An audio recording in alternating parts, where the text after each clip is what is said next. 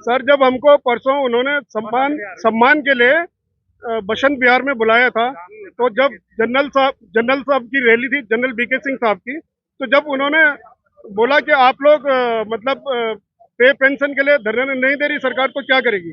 अब हम लोग जाए तो जाए कहाँ, अपने हक के लिए हम लड़ाई लड़ रहे हैं। फिर हमने उनको ज्ञापन भी सौंपा था, जो हमारी 16 सूत्रीय मांग थी उत्तराखंड, वहाँ पे गणेश जोशी जी भी मौजूद थे उत्तराखंड गवर्नमेंट के, तो सौंपी। उन्होंने उसके ऊपर कुछ नहीं बोला और वो हमारा ध्यान भटकाते रहे और हमें बुरा लगा, हम बाहर आ गए। मैं ये जानना चाह रहा हूँ, एक वीडियो वायरल हो रहा था जिसमें कुछ गाली गलौज भी चल रही थी, धक्का मुक्की भी हो रही थी, वो कितना सच है?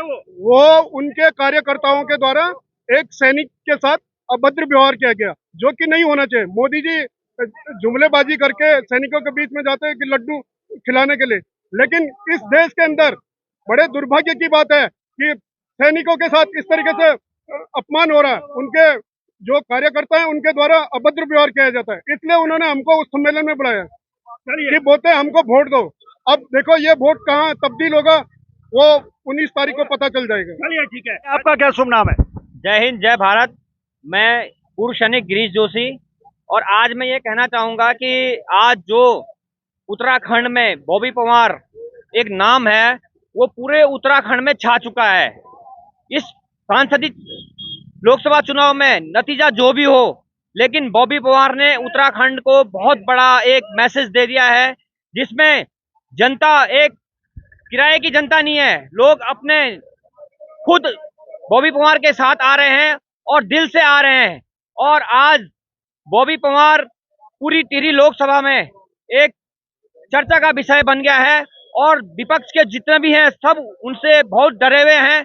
लेकिन आज हमारे पूर्व सैनिक संगठनों ने भी बॉबी पवार को एक समर्थन दिया है। उसका कारण यह है कि आज लोग ये नहीं समझ रहे केवल धर्म के नाम पे चल रहे हैं, लेकिन अपने उत्तराखंड को नहीं बचा रहे हैं, जिसका एक प्रमुख कारण यह है आज उत्तराखंड से 5 सांसद आते हैं, लेकिन दिल्ली में संसद में कोई कहीं बोलने के लिए, उत्तराखंड के मुद्दों पे बोलने के लिए तैयार नहीं है। इसी का अर्थ हिमाचल से ले लो, इतना छोटा राज्य है, वहां पर भारतीय जनता पार्टी की सरकार भी नहीं है, वहां पर कांग्रेस की सरकार है, लेकिन आज दिल्ली में भाजपा के राष्ट्रीय अध्यक्ष जेपी नड्डा जी हिमाचल से आते हैं। अनुराग ठाकुर जी जो केंद्रीय मंत्री हैं, वो हिमाचल से आते हैं। आज 5 शेड्यूल हिमाचल में लागू हैं।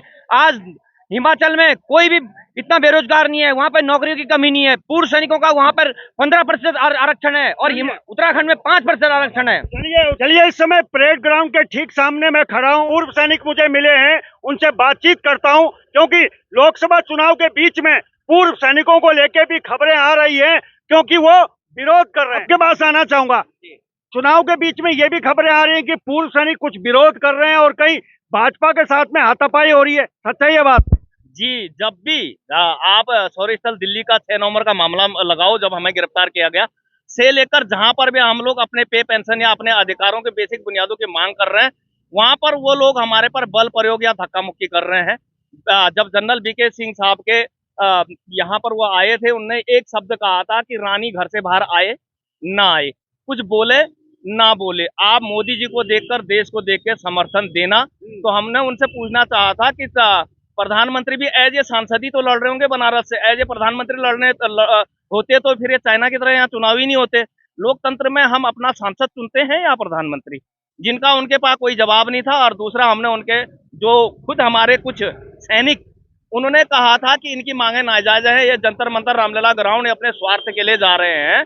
तो इस सवाल पर हमने कहा कि आपने सैनिकों के अधिकार की बात क्यों नहीं सुनी, क्या आपने मांग पत्र पढ़ा है? तो उन्होंने धक्का मुक्की की और गुंडागिर्दी की और बोला कि आपकी नहीं चलेगी। चलिए, आपकी नहीं चलेगी तो फिर किसकी चलेगी?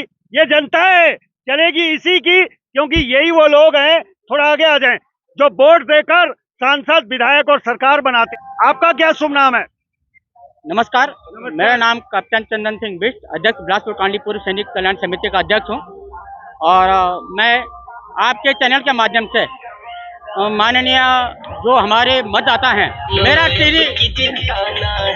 टिहरी जनता का यही निवेदन है कि आप एक बार सिर्फ बॉबी पवार को वोट दें, जिनका कि चुनाव चिन्ह हीरा है, और उनको ये मौका दें। आपने बार बार किसी सत्ताधारी पार्टी को मौका दिया, सिर्फ उनको एक बार मौका दें, ये मेरा निवेदन है। लेकिन मैं ये कह रहा हूँ कि रानी को क्यों नकार रहे हैं आप? बॉबी में ऐसा क्या है जो रानी में नहीं है?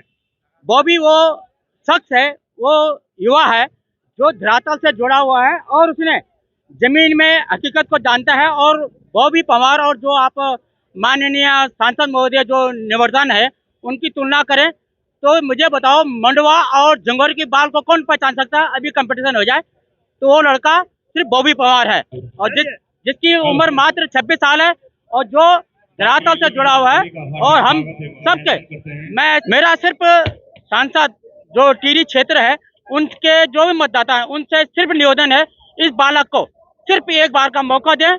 और यह लड़का ऐसा है कि जो कि सांसद में आपके क्षेत्र को मुद्दों का ताल ठोक सकता है और अपनी बात को मुखर कर सकता है। धन्यवाद। पूर्व सैनिक यहाँ पे अपनी बात रख रहे हैं अंत में। जी, आपका क्या नाम है? अंकित भट्ट मेरा नाम है।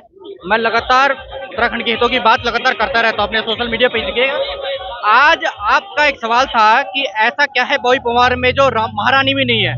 देखिए, हमने महारानी को महारानी के तौर पर संसद में नहीं भेजा था, हमको नेतृत्व के तौर पर उनको संसद में भेजा था। और अब राजतंत्र चले गया है, अब रानी के तौर पर वो नहीं है, वो नेतृत्व के तौर पर वहां पर है। लेकिन नेतृत्व के तौर पर भी वो नाकामी साबित हुई। वहां पर भी उन्होंने कोई जनजीत के मुद्दे नहीं उठाए, पहाड़ के मुद्दे को, गढ़वाल की आवाज को, अंकिता भंडारी के मुद्दे को, महिलाओं की आवाज को, युवाओं की आवाज को और हमारे बुजुर्गों की आवाज को, किसी को उन्होंने उठाने का काम नहीं किया। वो नाकाम सिद्ध हुई है। हमने कहा है कि अब राजतंत्र चले गए, अब लोकतंत्र की बारी है, लोकतंत्र की यही पुकार बॉबी पंवार अब की बार। चलिए, लोकतंत्र और राजशाही के बीच में एक द्वंद्व चल रहा है और ये द्वंद्व चलेगा 19 तारीख तक, लेकिन इस पे हम नजर रखेंगे कि आगे क्या होता है। तो बने रहें।